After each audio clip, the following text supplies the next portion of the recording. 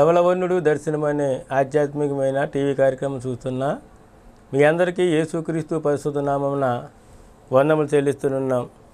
దేవుని యొక్క అత్యంతమైన కృపను బట్టి మరోసటి వారము మీ ముందుకు రావడానికి దేవుడు చూపించిన కృపను బట్టి ఎంతగానో దేవునికి కృతజ్ఞతాస్తుతులు చెల్లిస్తున్నాం. మరి టీవీ ద్వారా అందించిన వర్తమానాలు అనేకమైన వారి హృదయాలు కదిలించబడినట్లుగా మరి సంతోషించడమే కాదు కానీ దేవుని మహింపరిచేటట్లుగా మీ వర్తమానాలు ఉంటున్నాయని, మీ వర్తమానాల ద్వారా ఆత్మీయంగా బలపరచబడడానికి మరి మాకు ఎంతగానో దేవుడు సహాయం చేశాడని చాలామంది తెలియపరుస్తూ ఉన్నారు. కాబట్టి మీరు కూడా అనేకమైన వారిని ఈ ధవలవర్ణుని దర్శనం ఆధ్యాత్మికమైన టీవీ కార్యక్రమాన్ని పరిచయం చేసి ఆత్మీయమైన మేలు పొందుకోవడానికి మీ అంత సహకారం కూడా మాకు కావాలని మరొకసారి ప్రభుత్వం తెలియపడుతున్నాం. మరి ఈరోజు ప్రత్యేకంగా ఏర్పాటు చేయబడిన అంశము హిజ్కియా ప్రార్థన ఆలకించిన దేవుడు అనే అంశాన్ని బట్టి ఈరోజు వర్తమానం మనము ధ్యానం చేసుకుందాం. పరిశుద్ధ గ్రంథం నుండి రాజులు 2వ గ్రంథము 20వ అధ్యాయము 1 నుంచి మనం చదువుకుందాం. ఆ దినములలో హిజ్కియాకు మరణకరమైన రోగము కలుగగా ఆమోజు కుమారుడును ప్రవక్తునైన యెషయా అతని వద్దకు వచ్చి, నీవు మరణమవుతున్నావు, బ్రతుకో గనుక నీవు నీ ఇల్లు చక్కబెట్టుకొనమని యెహోవా సెలవిస్తున్నాడని చెప్పగా, అతడు తన ముఖము గోడ తట్టు తిప్పుకొని, యెహోవా, యథార్థ హృదయుడినై సత్యముతో నీ సన్నిధిని నేను ఎట్లు నడుచుకుంటునో, నీ దృష్టికి అనుకూలముగా సమస్తము నేను ఎట్లు జరిగించుతునో కృపతో జ్ఞాపకం చేసుకోనమని హిజ్కియా కన్నీళ్లు విడుచుచు యెహోవాను ప్రార్థించాను. ప్రార్థన చేసుకుందాం. పరిశుద్ధుడైన మా తండ్రి, సర్వశక్తి సంపన్నుడా, జీవముగల మా ప్రభువా, యేసురాజా, మరొకసారి మీకు వందనాలు.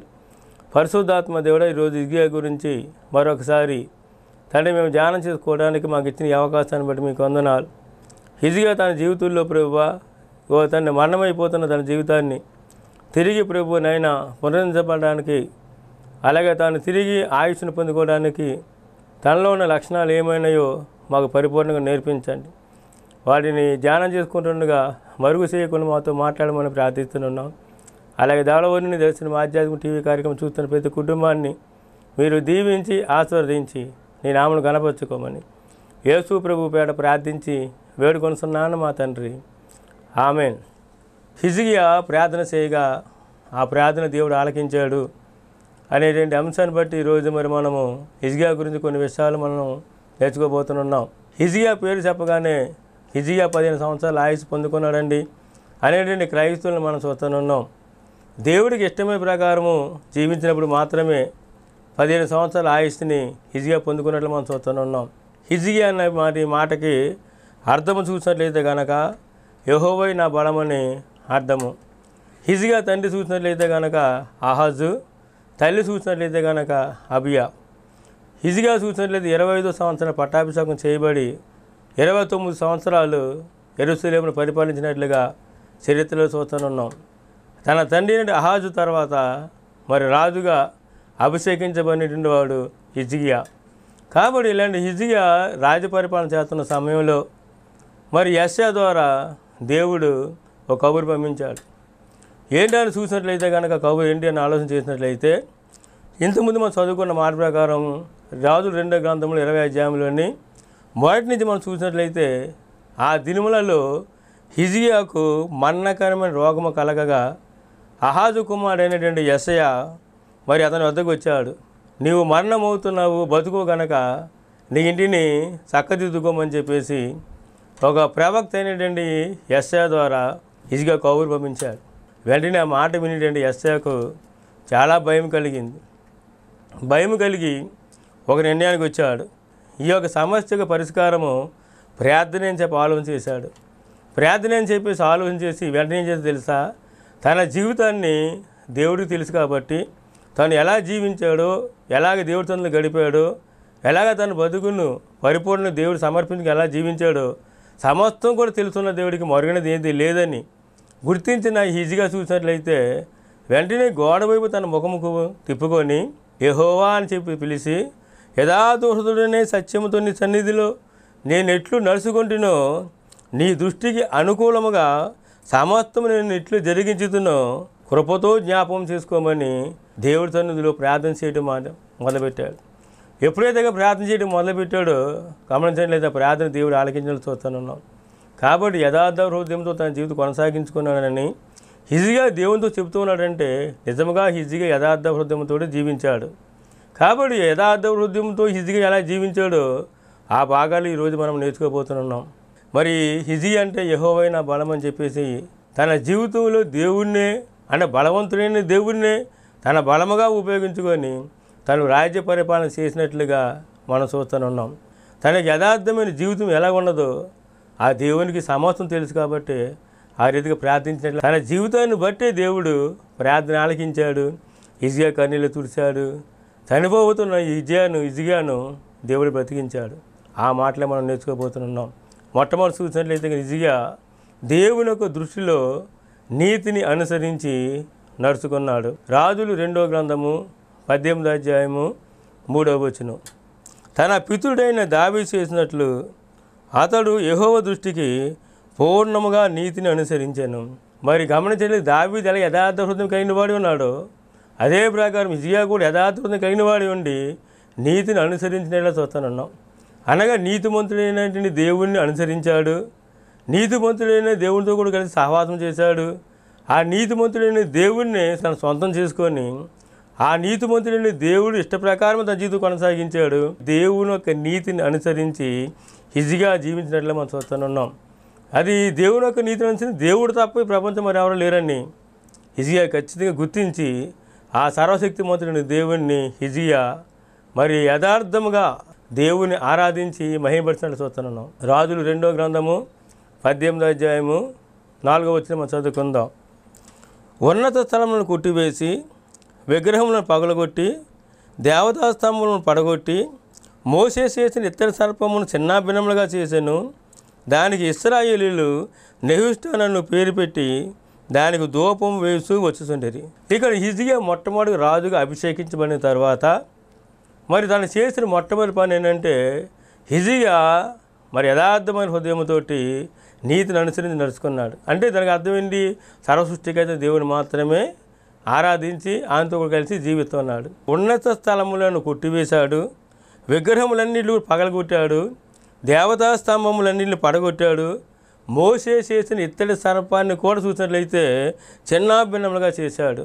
దేవుడి మీద చనుక్కున్నటువంటి ఇశ్రాయేలు ప్రజలందరూ కూడా మరి దేవుడు చూసినట్లయితే కనుక వారు పెట్టిన ఆహారాన్ని వారి రుచించగా మరి హేయమని ఆహారం అని గమనించిన వారు చనుకున్నప్పుడు వెంటనే దేవుని ఉగ్రత ఇశ్రాయేలు ప్రజల మీద రావడం జరిగింది. శాపకరమైన సర్పములను ఏర్పాటు చేసి ఎవరైతే దేవుడిని చనుకున్నారో ఆ చనుక్కున్నటువంటి వారిని కాటు వేయగానే అనగా తాపకరమైన సర్పము కాటు వేయగానే ఆ ఇశ్రాయేలు ప్రజలు చనిపోవడం జరిగింది.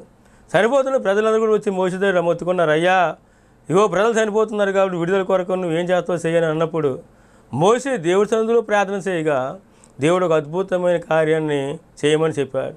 ఏంటని చూసినట్టు ఒక ఇత్తడి సర్పాన్ని చేసి కొయ్యి మీద వేలాడి తీయమని చెప్పి ఎవరైతే కనుక కాటు వేయబడి ఉన్నటువంటి ఇశ్రాయేలు ప్రజలైతే ఉన్నారో ఆ సర్పం చేత కాటు వేయబడినటువంటి ఆ ప్రజలు ఆ ఇత్తడి సర్పం వైపు నిదానాన్ని చూసినప్పుడు మాత్రం బతుకుతారని చెప్పి ఆ దేవుడే మోషేతో చెప్పడం జరిగింది. అప్పుడు మోషే ఇత్తడి సర్పాన్ని చేసి అప్పుడు కొయ్యి మీద వేలాడి తీసినప్పుడు కాటు వేయబడిన ప్రతి ఒక్క ఇశ్రాయేలుడు కూడా దాని వైపు అనగా ఇత్తడి సర్పం వైపు నిదానం చూసినప్పుడు బతికేవారు. దాన్ని బట్టి ఆ ఇత్తడి సర్పాన్ని చూస్తే బతికే ఉద్దేశంతో ఇశ్రాయేలు ప్రజలు అందరూ కూడా చూసినట్లయితే ఆ ఇత్తడి సర్పానికి నెహుష్టాన్ అని పేరు పెట్టి ఆ ఇత్తడి సర్పానికి ధూపం వేయడం ప్రారంభించారు. రాజైన హిజ్కియా వెంటనే ఇదేంటి, కేవలం ఒక చేతితో చేయబోయిన ఒక ప్రతిమను వీళ్ళు ఆరాధన చేస్తున్నారు, ధూపం వేస్తున్నారు, కానీ దేవుడు ఒక కార్యం చేయడానికి ఒక సాధనంగా వాడుకున్న దాన్ని వారు మొక్కుతున్నారని చెప్పి ఉద్దేశంతో ఆ యొక్క ఇత్తడి సర్పాన్ని తీసివేసి చిన్న భిన్నంగా చేసినట్లు చూస్తున్నాం. దేవుడు ఈ లోకంలో ఒక గొప్ప కార్యం మన జీవితం చేయాలంటే ఈ ప్రపంచంలో దేవుడు చేసిన సృష్టిలో ఏదో భాగాన్ని ఆయన వాడుకొని మన గొప్ప కార్యం చేస్తాడు. గమనించడం దేవుని పిల్లారా, యేసుప్రభు ఈ లోకానికి రావాలి. యేసుప్రభు ఈ లోకానికి రావాలి, జన్మించాలంటే ఒక స్త్రీ కావాలి. స్త్రీ ఎవరైనా చూసినట్లయితే తన ఇష్ట ప్రకారం జీవించే స్త్రీ అని మరియాని దేవుడు ఏర్పాటు చేసుకొని మరియా గర్భం ద్వారా యేసుప్రభు వారి లోకంలో ఉద్భవించడం జరిగింది. అంటే సర్వసృష్టికైతే దేవుడు మరి జన్మించడానికి మరియాని ఏర్పాటు చేసుకుంటే ఒక సాధనంగా ఆ మరియాని పూజించేవారు చాలామంది ఉన్నారు. ఇప్పుడు చూడండి, ఇత్తడి సర్పాన్ని ఎలా పూజిస్తున్నారు ఇశ్రాయేలు ప్రజలు, అదే ప్రకారము మరియాని పూజించేటువంటి క్రైస్తవులు ఉన్నారు. రెండో మాట చూసినట్లయితే బెతస్దా కోనేటి దగ్గర దేవదూతలు వచ్చి కోనేటిని కదిలించబడే సమయంలో ఆ సమయంలో ఎవరైతే మొట్టమొదటి దిగుతారో వాళ్ళు స్వస్థత కలుగుతారు. అలాగని చెప్పి ఆ బెతస్దా కోనేటిని పూజించేవారు కొంతమంది ఉన్నారు.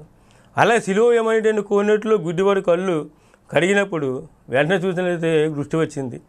ఆ దృష్టి రావడంతో ఆ సిలోయమైన కోనేటిని కూడా కడిగేది ఆరాధించేవారు చాలామంది ఉన్నారు. గమనించిన మేము దేవుని పిల్లలు ఎలాగా దేవుడు ఒక సాధనగా వాడుకునే వారిని మన ఎట్టి పరిస్థితుల్లో కూడా మనము వారిని ఆరాధించకూడదు. ఆరాధనకు యోగ్యుడు పూజార్హుడు అయినటువంటి వాడు సర్వ సృష్టికైతే ప్రభువైన దేవుడు మాత్రం ఉన్నారు. ఆయన మాత్రమే మనం ఆరాధన చేయాలి, ఆయనను మాత్రమే మనం పూజించాలి. అంతేకాని దేవుడు మరి ఒక సాధనంగా వాడుకోవడానికి సిద్ధపడిన వాటిని ఎట్టి పరిస్థితుల్లో మనము వాటిని ఆరాధించకూడదు. కుదరండి. ఇక్కడ చూసినట్లయితే కనుక మరి ఎవరైతే ఇశ్రాయేలు ప్రజలందరూ కూడా ఇత్తడి సర్పాన్ని మరి నెహుష్టాన్ని పేరు చెప్పి ధూపం వేస్తుంటే మొట్టమొదటి రాజు కానీ హిజ్కియా తెలుసా ఆ ఇత్తడి సర్పాన్ని తీసివేసి తునాతునకులుగా చేశాడు. ఈ ప్రతిమ ఒక విగ్రహం కాలం ఆరాధన చేసినట్లే మనం చూస్తున్నాం. నిర్గమకాండం 20వ అధ్యాయం చూసినట్లయితే అంటాడు కదా, నేనే దేవుడను మరొక దేవుడు లేడని. పైన ఆకాశం అంది కానీ కింద భూమి మీద కానీ భూమి కింద నీటిలో కానీ ఏ నామను విగ్రహం చేసుకోకూడదు, దాన్ని సాగిలి పడకూడదని నేనే దేవుడు తప్ప మరొక దేవుడు లేడని ఆయన ఖచ్చితంగా చెప్తున్నారు.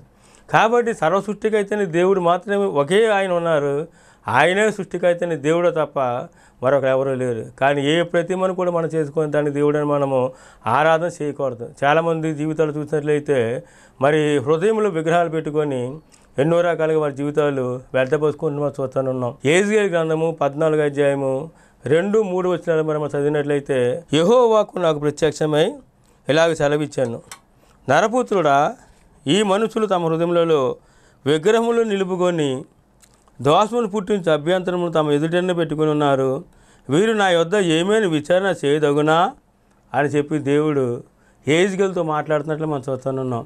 అంటే తన ప్రజలేంటి వారు, తాను నమ్మినటువంటి ప్రజలేంటి వారు, తనను ఆరాధించవలసినటువంటి ప్రజలేంటి వారు తమ హృదయంలో చూస్తే విగ్రహాలను పెట్టుకొని ఉన్నారంట. ఏమండి, దేవుడు ఒక మాట యెషయా గ్రంథం చెప్తూనే ఉన్నాడు, నాకు రావాల్సిన మహిమను విగ్రహాలకు చెందనీయను అంటున్నారు ఆయన. సృష్టి యావత్తు చేసిన దేవుడే సర్వశక్తిమంతుడై ఉన్నప్పుడు ఆ దేవుడు తప్ప మరొకరు ఆరాధన చేయడము సర్వసృష్టికి అయితే దేవుడికి ఏమాత్రం ఇష్టం కాదు. కాబట్టి నా ప్రజలు ఏంటంటే వారు, నా పేరు పెట్టబడిన నా ప్రజలు ఏంటంటే వారు ఇదిగో నన్ను ఆరాధించడం అనేసి వారు హృదయంలో విగ్రహాలు పెట్టుకున్నారని, అటువంటి వారు నా దగ్గర ఏదైనా విచారణ చేయగలరా అని చెప్పేసి ఆయన ప్రశ్నిస్తున్నట్లు చూస్తున్నాం. గమనించిన ప్రియమైన దేవుని పిల్లారా, ఈ దినాన్ని క్రైస్తవ జీవితం జీవించే నీ జీవితంలో నీ హృదయంలో విగ్రహం అనేది ఎంత మాత్రం ఉండకూడదని దేవుని యొక్క వాక్యం తెలియపడుతుంది. చాలామంది అనుకుంటారు మేము విగ్రహారాధన చేయట్లేదు, యేసు ప్రభువుని మేము ఆరాధన చేస్తున్నాం, ఆ దేవుడిని మేము ఎల్లప్పుడూ కూడా ఆరాధిస్తున్నాం, ఆయనే మేము స్తుతిస్తున్నాం, ఆయన మహిమపడుతున్నాం, ఆ దేవుడి యొక్క సన్నిధిలోనే మేము ఉండి ప్రార్థిస్తున్నామని క్రైస్తవులు చాలామంది చూస్తున్నాం. కానీ హృదయంలో ఉన్న విగ్రహాలు ఏమైనాయో గుర్తించలేని పరిస్థితులు ఈ దినాల్లో క్రైస్తవ సమాజంలో చాలామంది మనం చూస్తున్నాం. కాబట్టి ఆ విగ్రహాలు ఏమైనాయో ఒక మాట మీకు చూపిస్తాను. పరిశుద్ధ గ్రంథంలో నుండి కొలసీ పత్రిక 3వ అధ్యాయము 5వ వచనం మనం చదువుకుందాం. కొలసీ పత్రిక 3వ అధ్యాయము 5వ వచనం. కావున భూమి మీద ఉన్న అవయవములను అనగా జారత్వమును, అపవిత్రతను, కామాతురతను, దురాశను, విగ్రహారాధనైన ధనాపేక్షను చంపివేయుడి, వాటి వలన దేవుని ఉగ్రత అవిధుల మీదకి వచ్చును. గమనించిన ప్రియమైన దేవుని పిల్లారా, ఈరోజు చూసినట్లయితే కనుక భూమి మీద ఉన్న మీ అవయవములను అనగా మన శరీరంలో ఉన్నటువంటి ప్రతి అవయవము కూడా ఏ విగ్రహానికి బానిసైపోయింది. అనగా మన శరీరము ఏ విగ్రహానికి బానిసైపోయింది, ఏ విగ్రహం మన హృదయంలో ఉన్నదో ఆ సర్వసృష్టికైతే దేవుడు పరిశుద్ధాత్మ ద్వారా అపోస్తులు పౌలుతో కొలసీ సంఘాన్ని తెలియపరిచి ఆ మాటలు ఈరోజు మనకు కూడా తెలియపడుతున్నారు. జారత్వమును, అపవిత్రతను, కామాతురతను, దురాశను, విగ్రహారాధనైన ధనాపేక్షను. చూసారు ఏంటంట? ధనాపేక్ష, విగ్రహారాధన. ఏమిటి క్రైస్తవుడికి ఉన్నప్పుడు మాత్రం, క్రీస్తుని ఆరాధిస్తే మాత్రము ఏమైనా డబ్బు లేకపోతే ఈ లోకంలో ఎలా బతుకుతామండి అనేటువంటి వారు చాలామంది చూస్తున్నాం. ఏమైనా డబ్బు ఉంటేనే బతుకుతామండి, కాబట్టి మనం డబ్బు లేకపోతే ఎలా బతుకుతామని చెప్పేసి క్రైస్తవులైన వారు చాలామంది చూస్తూనే ఉన్నాం. అంటే దేవుడు లేకపోతే బతకలేమని అనట్లేదు, కానీ డబ్బు లేకపోతే ఎలా బతుకుతామని చెప్పేసి అనేటువంటి వారిని చూస్తున్నాం. కాబట్టి అది ఏమవుతుందో తెలుసా? ధనాపేక్ష అవుతుంది. ధనాపేక్ష అనే మాట దగ్గర పైన 6 అంకెన ఉంది, కింద పుట్లో చూస్తే కనుక లోభత్వము అని ఉంది. అలాగేంటంటే ధనాపేక్ష కలిగినటువంటి లోభత్వమును చంపివేయని చెప్పేసి పరిశుద్ధాత్మ దేవుడు తెలియపడుతూ ఉన్నాడు. ఈ ధనాపేక్ష అనేది చూసినట్లయితే లోభత్వములకు దారి తీసేదనమాట. అంటే ఏంటంటే లోభత్వం అంటే పిసినారితనము. క్రైస్తుడు పిసినారితనం ఉండకూడదు. దేవుడు మనకి ఎంత ఆదాయం ఇస్తున్నాడో ఆ ఆదాయంలో దేవుని కొరకు ఎంత ఖర్చు పెడుతున్నావో, పేదల కొరకు ఎంత ఖర్చు పెడుతున్నావో, అనాథలైన వారికి ఎంత ఖర్చు పెడుతున్నావో, అలాగే విధరాలకి ఎంత ఖర్చు పెడుతున్నావో, దేవుని ఒక మందిని కొరకు ఎంత ఖర్చు పెడుతున్నావో అవన్నీ కూడా దేవుడిని లెక్క అడుగుతూ ఉంటాడు. కాబట్టి పిసినారితనముని నీ జీవితాన్ని కొనసాగించి ధనాపేక్షతో ఉన్నట్లయితే కనుక, అనగా ధనాపేక్షని హృదయంలో కానీ ఉంచుకున్నట్లయితే దానివల్ల ప్రయోజనం అనేది లేదు. ధనాపేక్ష వలన జరిగే నష్టం ఏమన్నదో మొట్టమొదటి చూసినట్లయితే తిమోతికి రాసిన మొదటి పత్రిక 6వ అధ్యాయము 9వ వచనం మనం చదువుకుందాం. ధనవంతులకు ఆపేక్షించేవారు శోధనలోను, ఉరిలోను, అవివేకయుక్తంలోను, హానికరములైన అనేక దురాశల్లోనూ పడుదురు. అటువి మనుషులు నష్టములోను, నాశనములోను ముంచివేయను. ఎందుకనగా ధనాపేక్ష సమస్తమైన కీడులకు మూలము. కొందరు దాన్ని నాశించి విశ్వాసం నుండి తొలగిపోయి నానా బాధలతో తమ్మును తామే పొడుచుకొనిరి. ఇక్కడ చూసిన ధనవంతులకు ఆపేక్షించేవారు శోధనలోను, ఊరిలోను, అవివేక మరియు యుక్తములైన హానికరములైన అనేక దురాశలలో వాళ్ళు పడతారని, అటువారు ధనాపేక్ష సమస్తమైన కీళ్లకు మూలమైనదని దాన్ని ఆశించిన వారు అనేక మంది క్రైస్తవులు విశ్వాసంలోని భ్రష్టులైపోయారని ఇక్కడ రాయబడి ఉంది. కాబట్టి గమనించిన మేము దేవుని పిల్లారా, ధనాపేక్ష చూస్తే విశ్వాస భ్రష్టులను చేయడానికి ఉపయోగపడుతుంది. దేవుడిని ఆశీర్వదించిన ధనాన్ని దేవుడికి ఇవ్వాల్సిన దేవుడికి ఇచ్చేయాలి, విధరాలకు ఇవ్వాల్సిన విధరాలకు ఇచ్చేయాలి, సంఘానికి ఇవ్వాల్సిన సంఘానికి ఇచ్చేయాలి, పేదవారికి ఇవ్వాల్సిన పేదవారికి ఇచ్చేయాలి. నువ్వు ఎంతవరకు ఖర్చు పెట్టుకోవాలంటే దేవుడికి ఇచ్చి మిగిలిగా నువ్వు ఖర్చు పెట్టి తినాలి. అంటే లోభత్వం చూపించి వాళ్ళు ఎవరికి ఇవ్వకుండా నీ కొడిపోయి నీ దేవుడి వల్ల భావించి నీ ఇష్టానుసారంగా నువ్వు జీవించినట్లయితే అది దేవుడికి ఇష్టం కాదు. దేవుడికి ఇవ్వాల్సింది ఇవ్వకుండా, విధరాలకు ఇవ్వాల్సింది ఇవ్వకుండా, పేదవారికి ఇవ్వాల్సింది ఇవ్వకుండా, సంఘానికి ఖర్చు పెట్టకుండా నీ ఇష్టానుసారంగా ధనాపేక్ష కలిగిన వాడి ఉండి లోభత్వంతో నీ జీవితాన్ని వ్యర్థపరుచుకుంటే ఒకటి చూసినట్లయితే కానీ విశ్వాస భ్రష్టులు అయిపోతావు, రెండో చూసినట్లయితే దేవుని ఉగ్రత పాత్రలు అవ్వడం జరుగుతున్నది. కానీ గమనించిన దేవుని పిల్లారా, యాకోబు రాసిన పత్రిక 1వ అధ్యాయంలో 15వ వచనంలో మనం చూసినట్లయితే కనుక దురాశ గర్భం ధరించి పాపం కంటదంట, ఆ పాపం పరిపక్వమై మరణాన్ని కంటదంట. అంటే దురాశ అనేది, అలాగే మనం చూసిన ధనాపేక్ష అనేది మన జీవితంలో ఎంత మాత్రం కూడా ఉండకూడదు. చూడండి, ఒక దినాన్ని చూసినట్లయితే రాజమండ్రి పట్టణం జరిగిన సందర్భాన్ని ఒక మాట మీకు తెలియపడతాను. భిక్షమెత్తుకునే ఒక ఆవిడ స్త్రీ అనమాట. ఆవిడ కొవ్వూరు నుంచి రాజమండ్రి వచ్చి ప్రతిరోజు భిక్షమెత్తుకు బతికేటండి ఆవిడ. ఆయన పరిస్థితుల్లో జీవితం కొనసాగిస్తున్న ఆవిడ చాలా బలహీనరాలు. ఆయన పరిస్థితుల్లో రావడం, అక్కడ గోదావరి స్టేషన్లో ట్రైన్ దిగడం, ఆ చుట్టుపక్కల ఉన్న ప్రాంతాల్లో భిక్షమెత్తుకోవడం, అలాగే పక్కన ఉన్న పుస్తకాలు రేవు ఆ ఏరియాన్ని కూడా భిక్షమెత్తుకొని బతకడం ఆవిడ యొక్క ప్రతి ఆనవాయితీ అనమాట. అంటే ప్రతిరోజు కూడా అదే ప్రకారం ఆమె రావటం, కొవ్వు నుంచి రావటం, భిక్షమెత్తుకోవడము, బతకడంతో జరుగుతుంది. కొన్నాళ్ళకి ఆమె శరీరం బలహీనత అయిపోయి ఆమె కాళ్ళు నిలవడానికి కూడా ఓపిక లేక కూర్చొని దేగుడుతూ భిక్షమెత్తుకొని జీవించే ఆవిడ. అలాగే బలహీనరాలు అవుతాను ఉంది, తింటాను ఉంది, కానీ బలహీనరాలు అవుతాను ఉంది, భిక్షమెత్తుకుంటుంది. కానీ దేగుడుతూనే చూసినట్లయితే ఆమె భిక్షమెత్తుకు బయటపోయే పరిస్థితి అన్నమాట. అలాగే దేగుడుతూ కొన్నాళ్ళు పోయేటప్పటికి ఆ కాళ్ళు కూడా బలహీనమైపోయి దేకలాగా శరీరం బలహీనమైపోయి అలా సొమ్మసిల్లిపోయి చూసినట్లు రోడ్డు మీద అలాగా మంచి ఎండలో పడిపోయి అలా రోడ్డు మీద ఉందన్నమాట. అది ఎక్కడ పుష్కర రైలు దగ్గర ఈ పక్క ప్రాంతంలో పడిపోయింది. ఆ పరిస్థితుల్లో అనేక మంది మరి చూసినట్లయితే కనుక జనసమూహం ఆ ప్రాంతాన్ని అలాగే వెళ్తున్నారు, కానీ ఆ పడిపోయిన భిక్షగతిని తీయడానికి ఎవరు కూడా ముందుకు రావట్లేదు. ఆ ఎండ చాలా విపరీతమైన తీవ్రమైన ఎండలో ఉన్నది. ఆ పరిస్థితుల్లో పట్టించుకున్నారు ఒక్కడ కూడా లేరు. ఎవరి పనులు వాళ్ళు చేసుకుంటూ వెళ్ళిపోతున్నారు.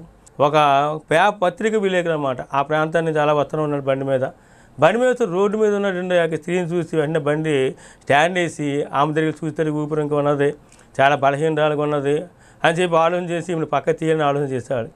ఆలోచన చేసినప్పుడు చూసినట్లయితే ఎవరైనా ఉన్నారా చుట్టుపక్కల చూస్తే అక్కడ భిక్షమెత్తుకుని ఒక వ్యక్తి ఉన్నాడు. అతను పిలిచాడు, అయ్యా ఇలా రాయని చెప్పంటే ఈ పత్రిక వెళ్ళే పిలవగానే ఆ భిక్షమెత్తుకుని వచ్చాడు. వచ్చిన తర్వాత ఎవడ మీకు తెలుసు అని అడిగితే, అయ్యా తెలుసు, కొవ్వు నుంచి వస్తుంది, వచ్చి ఇక్కడ భిక్షమెత్తుకునేదని ఆమె జీవితం అంతా కూడా ఆ పత్రికలోకి చెప్పడం జరిగింది. ఆఖరికి ఆమె నడవలేక మోసలిపల పడిపోయింది అయ్యా అని చెప్పి అన్నాడు. అయితే మీరు ఏమైంది, మీరు అంత చూస్తున్నారు కదా, అటువంటిప్పుడు మీరు ఆమెను తీసి పక్కన పెట్టచ్చు కదని ఈ పత్రిక విలేకరు అడగడం జరిగింది. అప్పుడు ఆయన ఏం చేస్తే తెలుసా, పత్రిక విలేకరు ముఖం చూస్తున్నాడు, కానీ ముఖం చూసి ఇలా పక్క తిప్పుకున్నాడు, భిక్షం ఎత్తుకునేవాడు. వెంటనే ఏంటయ్యా ఆలోచన చేస్తున్నారు, రా కొంచెం సాయం పట్టు పక్కకి తీద్దామని అని చెప్పి అన్నాడు. అప్పుడు భిక్షం ఎత్తుకున్నవాడు పత్రిక విలేకరు వైపు చూసి, అయ్యా ఆమెను సాయం పడతాను కానీ నాకు 20 రూపాయలు నాకు ఇవ్వండి అని అన్నాడు. చూడండి ఎంత విచారము, మానవత్వం లేని పరిస్థితులు మనుషులు ఉన్నారు.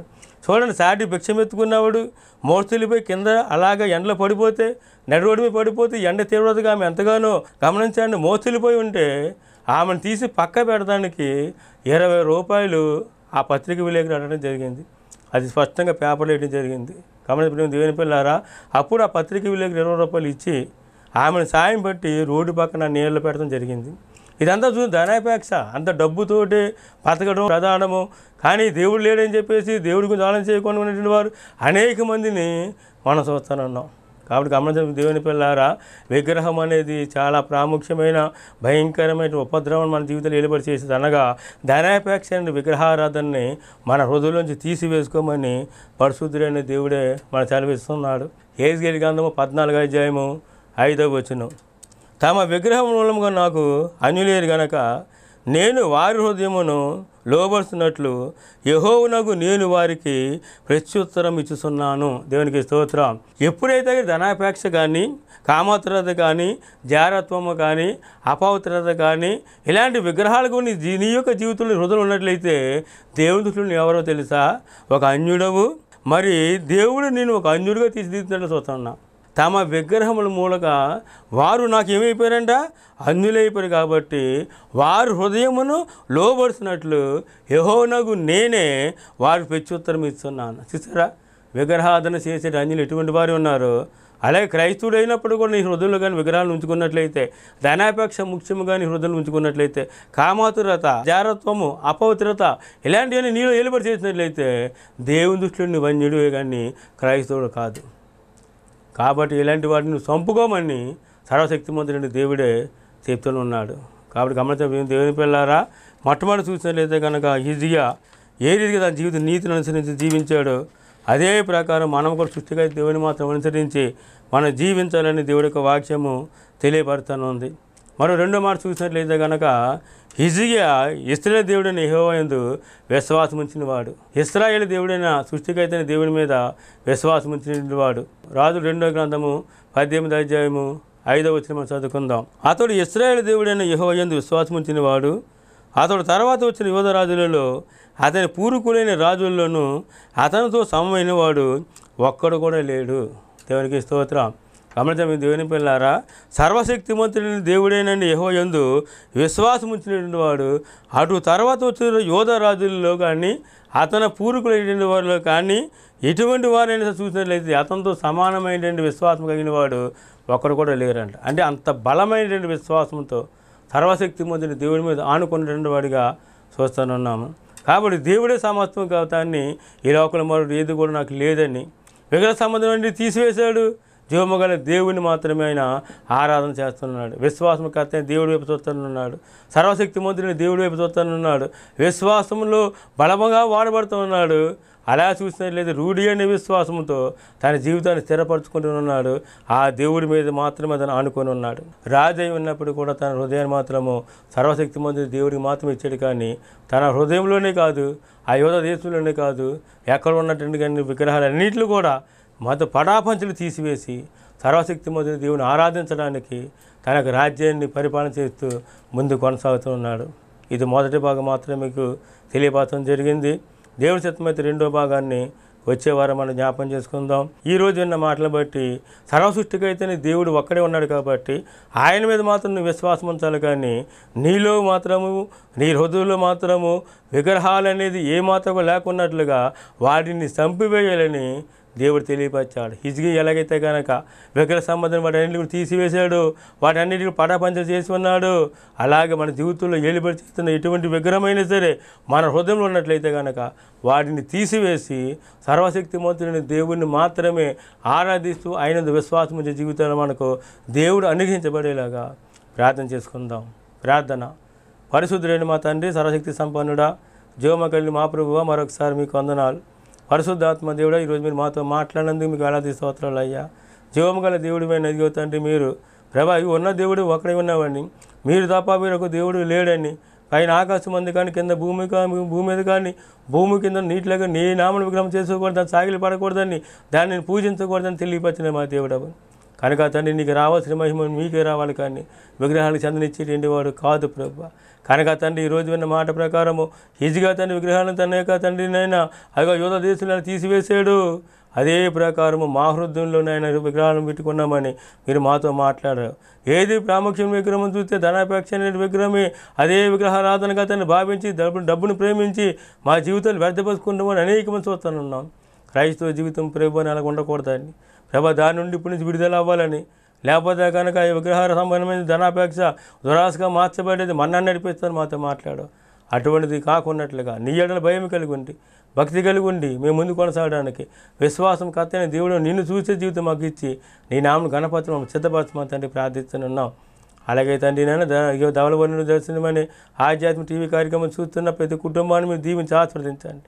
అలాగే అనేక మంది ప్రభు ఫోన్ల ద్వారా ప్రార్థన కోరుతున్న వారిని వారి అవసరం మీరు తీర్చండి, అక్కడ తీర్చండి, సమస్య పరిష్కారం చేయండి.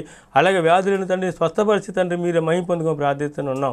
ఈ యొక్క తండ్రి నాయన ధవళవరుని దర్శనం ఆధ్యాత్మిక టీవీ కార్యక్రమం అనేకమైన ఆశీర్వాదకరంగా మార్చి మీరే మహిమ పొంది కుటుంబాలన్నీ కూడా దీవించి ఆశీర్వదించమని యేసు ప్రభు పేడ ప్రార్థించి వేడుకొస్తున్నాను మా తండ్రి.